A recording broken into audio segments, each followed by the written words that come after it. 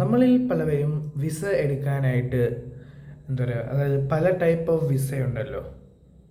അതായത് എന്താ പറയുക, ടൂറിസ്റ്റ് വിസയുണ്ട്, ബിസിനസ് വിസയുണ്ട്, സ്റ്റുഡൻറ്റ് വിസയുണ്ട്, ജോബ് വിസയുണ്ട്. അപ്പം ഈ വിസയെല്ലാം നമുക്ക് ആരെങ്കിലും സ്പോൺസർ ചെയ്യുമ്പോൾ, അല്ലെങ്കിൽ നമ്മൾ സ്വന്തമായിട്ട് നമ്മൾ വിസയ്ക്ക് അപേക്ഷിക്കുമ്പോൾ നമ്മൾ എന്താ പറയുക, പ്രധാനപ്പെട്ട സിറ്റീസുകളായ നമ്മൾ ന്യൂഡൽഹി, മുംബൈ, കൊൽക്കത്ത, ചെന്നൈ, ഹൈദരാബാദ്, തിരുവനന്തപുരം, കൊച്ചി എന്നിവ പ്രധാനപ്പെട്ട സിറ്റീസിൽ പോകും.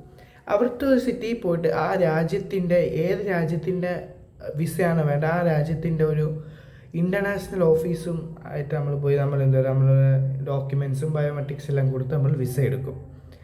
അപ്പം എന്താണ് ആ ഓഫീസിൻ്റെ പേര് നിങ്ങൾ ചിന്തിച്ചിട്ടുണ്ടോ?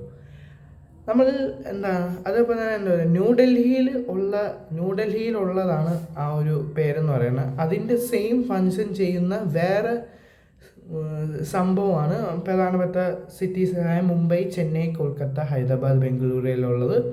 സോ അതിൻ്റെ വ്യത്യാസം അറിയാൻ ഈ ഒരു ബയോയിലുള്ള ഈ ഒരു അക്കൗണ്ട് ഫോളോ ചെയ്ത ശേഷം യൂട്യൂബിലിട്ട ലേറ്റസ്റ്റ് വീഡിയോ എല്ലാവരും നോക്കുക. അതിൽ എനിക്ക് പറ്റുന്ന രീതിയിൽ ഞാൻ നല്ല രീതിയിൽ എക്സ്പ്ലെയിൻ ചെയ്തിട്ടുണ്ട്.